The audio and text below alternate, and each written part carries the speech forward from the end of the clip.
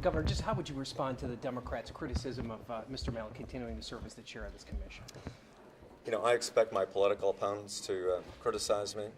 These are folks, there's a handful of partisan Democrats at the state and federal level that apparently aren't interested in government reform. They're not interested in reducing taxes and regulation. They're not interested in seeing positive changes that need to be made at every level of government.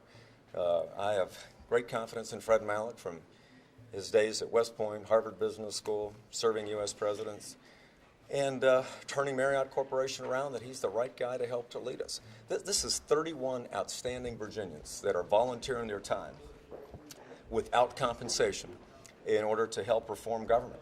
I think they're going to do a great job. And I'd say to those Democrats, I mean, we've got 7, 8 members of this commission that are Democrats. They're going to do a great job. There's broad bipartisan support.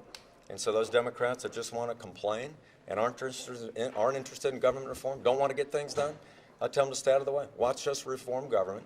We'll make great presentations to the General Assembly, and I'm here to get things done and to get reforms done, not to engage in partisan rhetoric. So it's very disappointing. Governor, you know it's an election season, and I read in the paper where Mr. Malek has given over, I think it was $1.2 million in the last 10 years. There are races for Congress.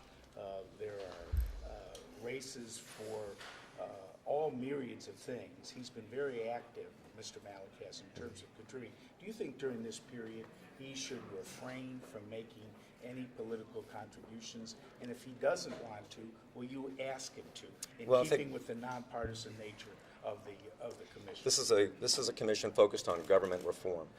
People have their First Amendment rights outside of this meeting to do what they want. There are, again, Republicans and Democrats on here, and I think they're going to be free to do what they want. But when they're at this meeting, participating in these commissions, they're going to be engaged in reforming state government. That's what I want them to do, and I have confidence that they will do that and well. I have a follow-up. When I asked you in Washington concerning new information, I'm sure you read the Washington Post article yesterday, which kind of is a chronology, that Mr. Malek said that he enumerated how many Jews worked in the Nixon administration. Didn't mention the Nixon administration today, he just mentioned government.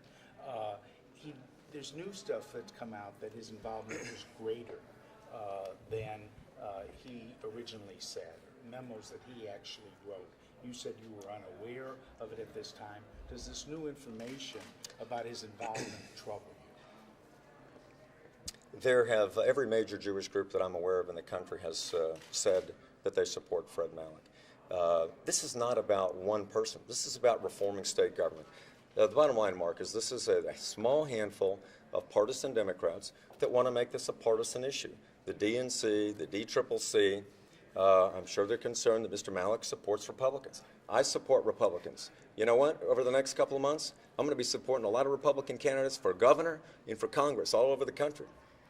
But when I walk into that meeting, I'm going to be supporting good government and government reform. So those partisan Democrats that don't want to participate, I'd say get out of the way. Let us work on reforming government and reducing government spending and doing things smarter.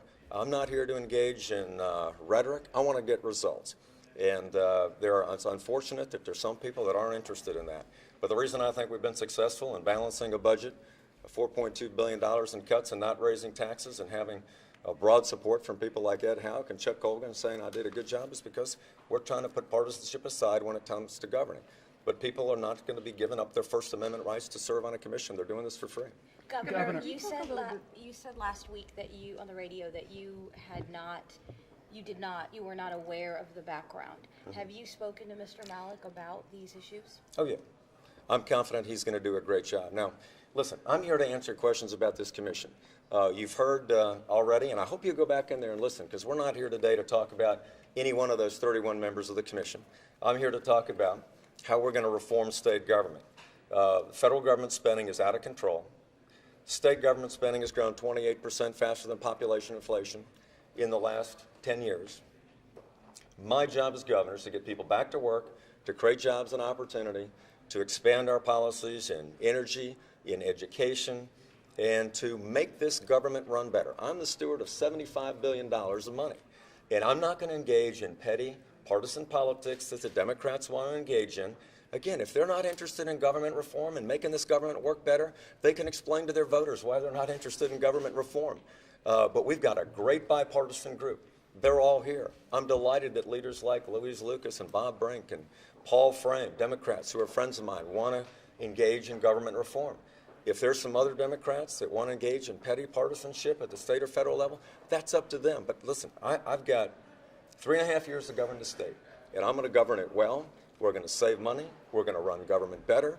And those that aren't interested and just want to engage in partisan rhetoric, I'm not interested in that.